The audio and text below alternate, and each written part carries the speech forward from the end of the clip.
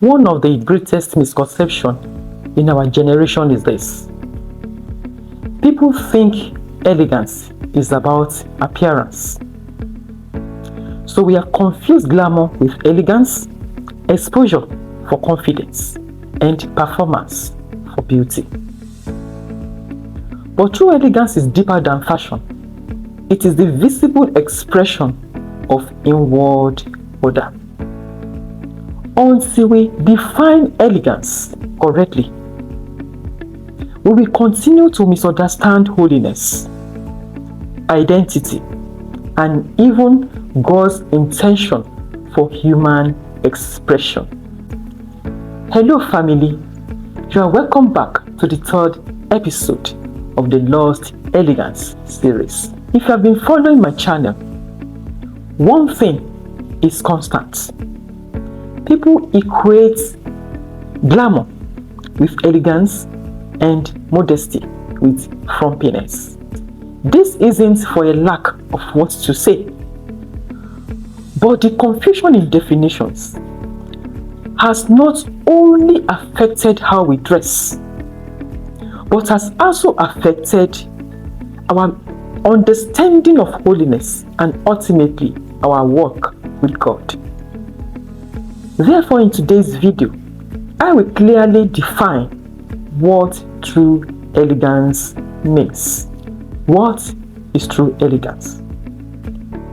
According to general definition, elegance is graceful simplicity in appearance, behavior, and style, rooted in inner qualities such as confidence, kindness, dignity, rather than outward display. From this, we can immediately see what elegance is and what elegance is not. So let us begin with what elegance is not. Elegance is not expensive dressing. It is not vanity, not softness, not performance. Neither is it a feminine concept. So what is elegance? Number one, elegance is inward order. It is a life governed from within by truth and not driven from without by chaos. Proverbs chapter 23 verse 28 tells us, a man without self-control is like a city broken into and left without walls. Elegance is when your walls are intact even though life happens. Number two, it is dignity.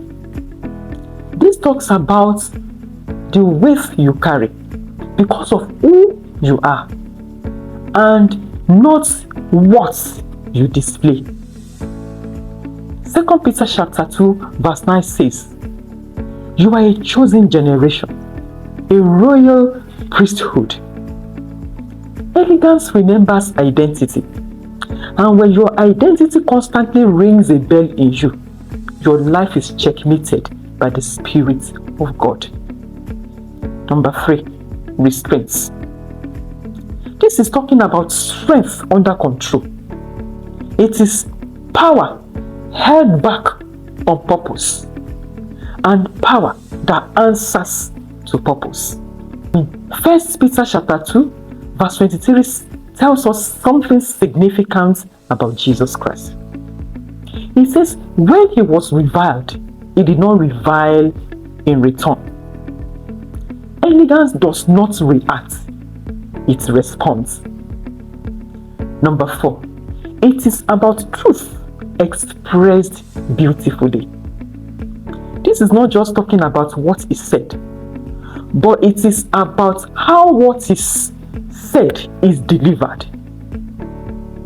Proverbs chapter 25 verse 11 tells us, a word fitly spoken is like apples of gold on silver settings. Elegance carries truth without harshness. Number 5, it is about harmony. This is talking about alignment between your spirit, your character, and your expression. Psalm 86 verse 11 tells us, "Teach me your way, O Lord, that I may walk in your truth. Unite my heart to fear your name." Elegance is when there's no contradiction between who you are and how you appear. Before we go further, it is important to make this clear that elegance and glamour are not the same. Glamour is outward, elegance is inward. Glamour seeks attention, but elegance reflects alignment.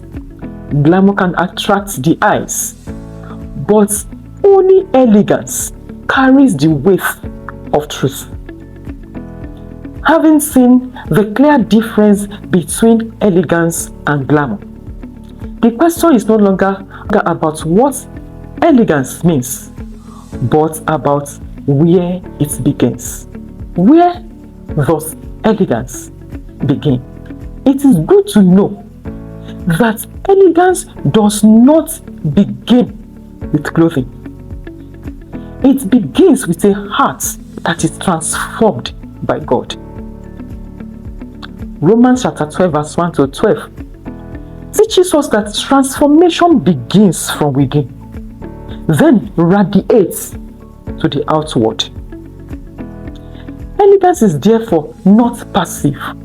It is the visible expression of an inward work of holiness.